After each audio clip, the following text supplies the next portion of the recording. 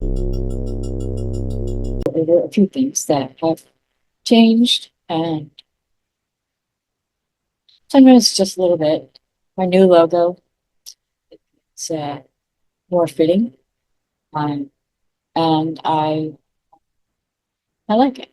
So, um, new hairstyle, that is something. Yes, and the Sinead of O'Connor of book reviews. I that was just the stupidest. Sorry, I remember that. Never. But I'm not going to sing. I promise you that I'm not going to sing. I will keep drinking. Um, so book unveilings. Still getting a video for a book unveiling. Sometimes I wait for till I have a few books so I can get the videos done, like one right after the other. It's not as easy to do. But put the videos on, so um, for some days just not a video. Anyways, so the book tier program, the book review program for Cheers is actually doing well. However, I've taken a couple weeks off starting the 21st, and I will come back on January 2nd to post reviews. Um, there is a promotion out there, um, and I've also changed some author promotion um, pricings where now there is a minimum price to pay, and then, of course, what would be the regular price. And the author, if you have a low budget, you can request that you only make the minimum payment, and that will be fine. The lifetime author legacy author passes are $200. If you bought two premium tiers, um,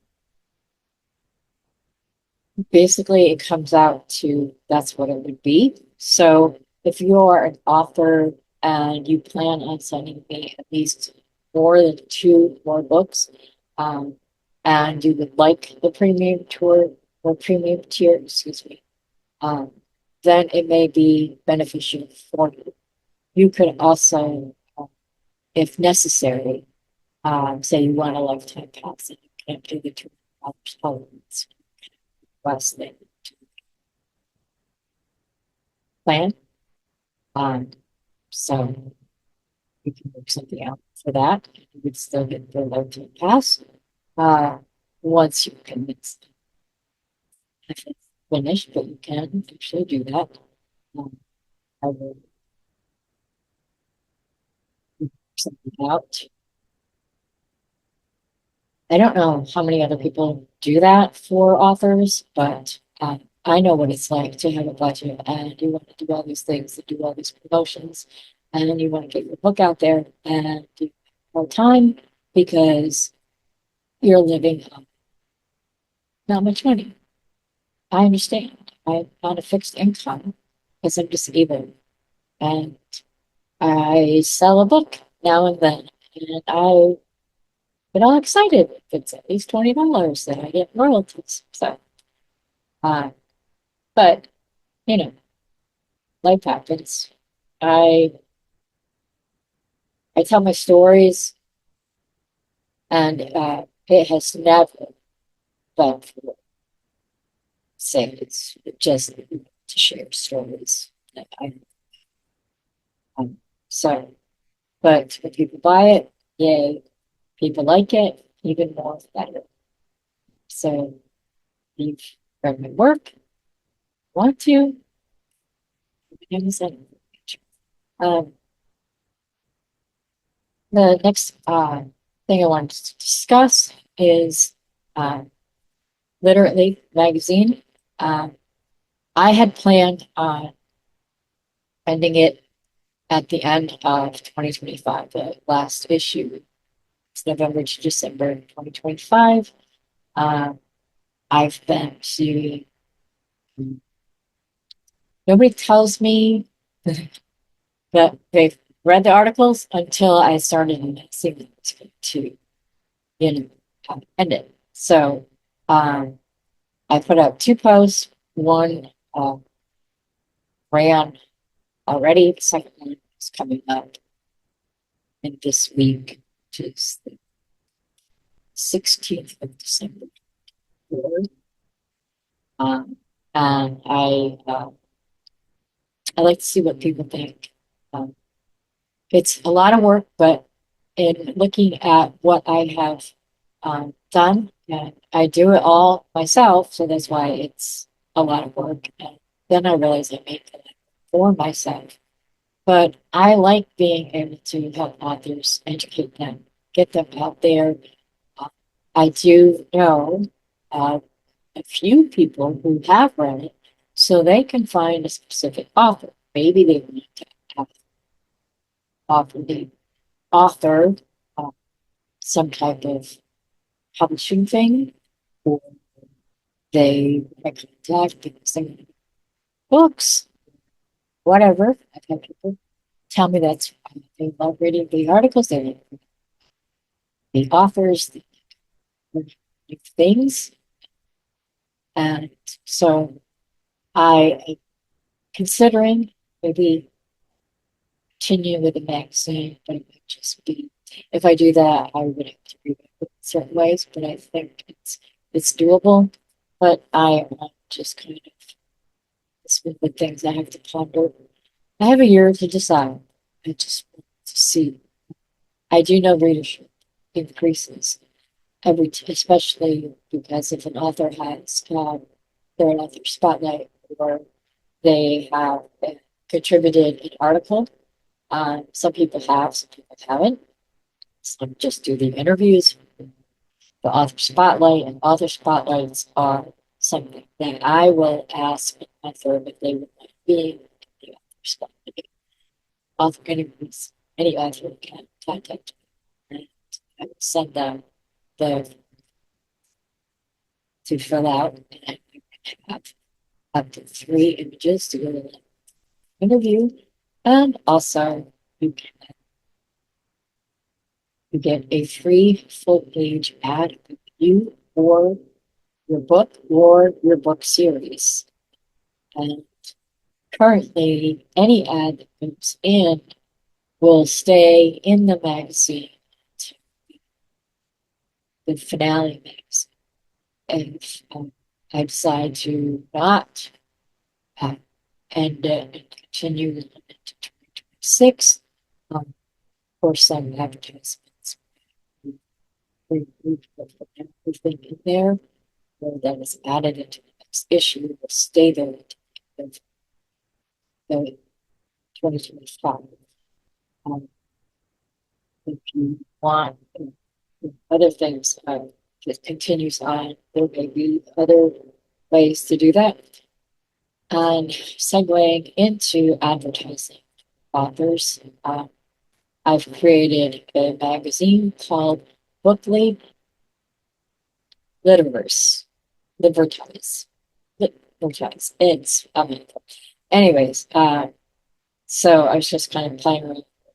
What this is a Clipper magazine, and I say Clipper because I get a local magazine in the mail, and it's called Clipper Magazine. And in the magazine is nothing but advertisements for businesses that are local, or they have discount coupons, whatever. Sometimes you don't even know what's local until you go through it and say, "Oh, I've never heard of this, but I'd like to try it." So that's kind of what I get. I also get a local magazine about things in my area, the community that I live in, things like that. So that kind of gave me the idea of creating a big magazine where authors can, authors, publishers, artists, uh, anything to do with art or literature, um, because sometimes they go hand in hand, and other times they don't. Services, book, publishing services, uh, ever, it would go into that magazine.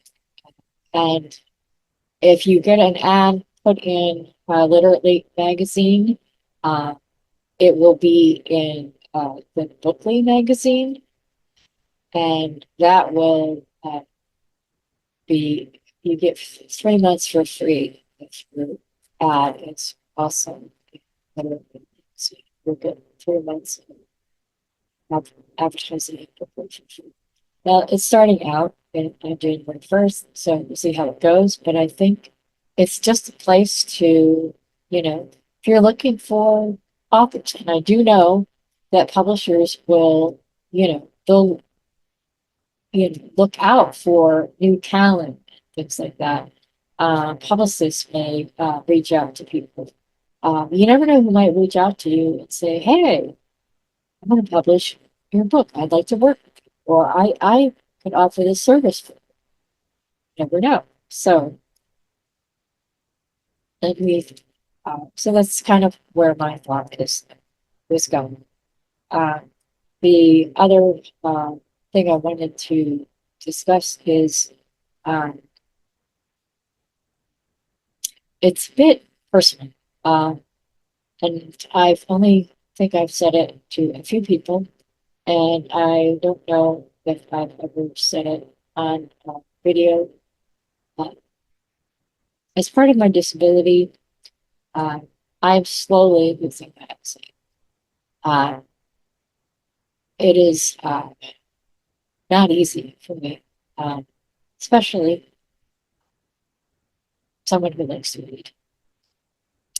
Um, so, with that said, it does not mean, it's been going slowly for a very long time. I had to choose the proper glasses for myself. My doctor told me I could either see far away or I could see in close with my glasses, but I can't do both. I chose to see close up because I like to read and I don't drive, so I just see things that far away. That's what I was thinking. And I stand by that decision. But there are times when everything is just blurry and I can't see, or I reach to get a headache, so I just stop. I do utilize my computer and my Kindle.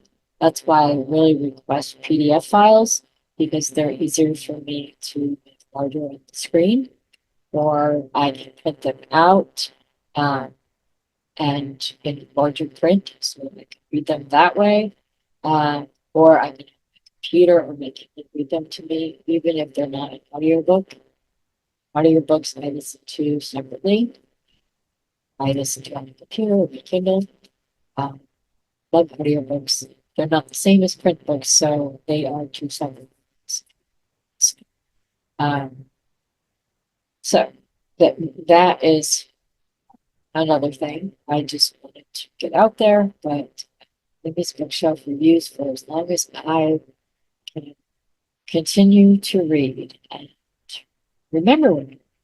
That's why I write notes. I take notes when I read.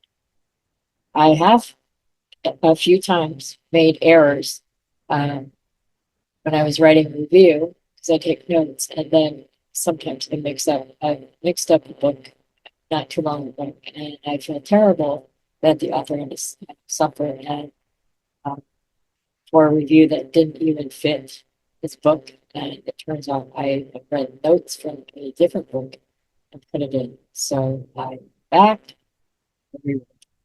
looked quickly, looked at where I went wrong, and I rectified it and reposted the updated review for that one.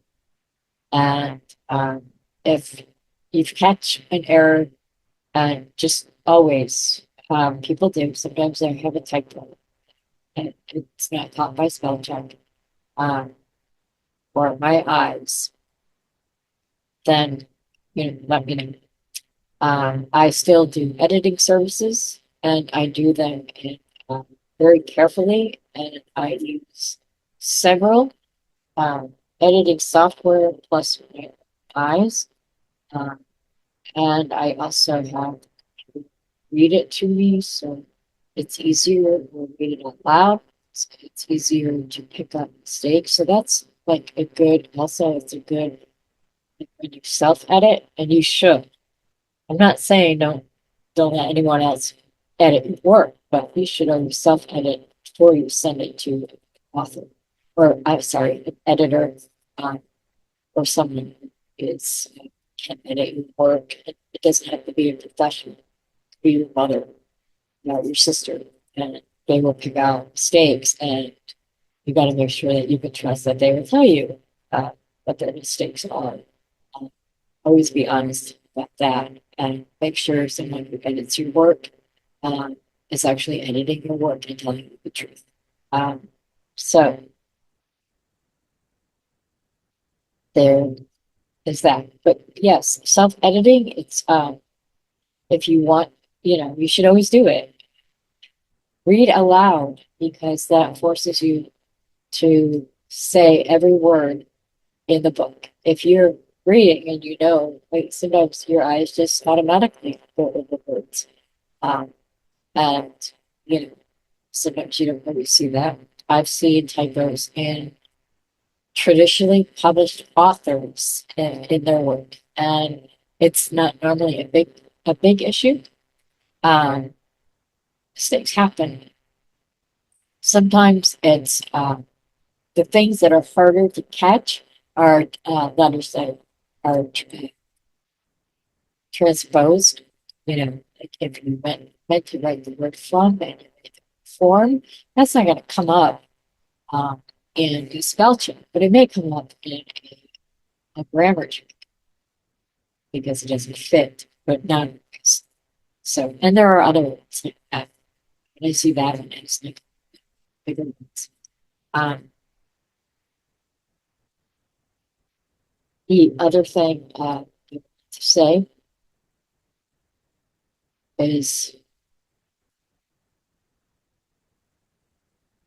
I want to thank all of you authors, publishers, publicists, agents that I have worked with and connected with over the years. And I really am grateful for all the authors who have come back to me and asked me to read their work. And some I read all of their work, or I will as soon as I catch up. Uh, and I have had authors tell me that I may be the only person that has read all of it. And that is an honor. And I hope more people get to read these books. And the other thing I wanted to mention too, before I sign off, um, but uh, when I post my reviews and I share them on Facebook, on my Facebook page, um, if you ever go to my Facebook page and do look for it, I've shared your review, you might want to check out some comments section because I do when I get a notification that a lot of times I'm on Facebook just for a short time to share things, whatever. I don't always have the time to go through news feeds and notifications and all those things that come up. Same thing with X.com. And I do have an Instagram, but I don't post on Instagram anymore. I do use it just pretty much to follow other things like that. I had too many issues when I was posting reviews there. Eventually, they said, we don't want you to have an account." Now I do have an account, and it's um, it's on my social media links, this website. Um, so uh, as I was saying with the Facebook thing, I have had people tell me that they have read books that I've recommended because I recommend. So when you think about, me reading and reviewing your work, um, and I do my best and give it an honest thing. Like I said, sometimes errors, and I apologize for them. Uh, I do have a growing list and an updated list of phrases and words, but I can't think of the exact word. It's the brain works. So some things may be, I see the same phrasing in another review, and I try to update those phrases to fit the book if those phrases fit the book. Um, and sometimes you see a lot of things, but I don't put anything in there that and I do. I have a very long list of stuff and I update it. And I think some things are stale and need to be revised. I waive the ratings and suggest change. And I try to abide by the websites for some reviews and do appreciate things. Like just so, anyways, I think that's it for now. So this has been Amy Shannon. Just give me a please on Shannon and from Amy's Bookshelf Reviews. And always be safe and be well. Thank you.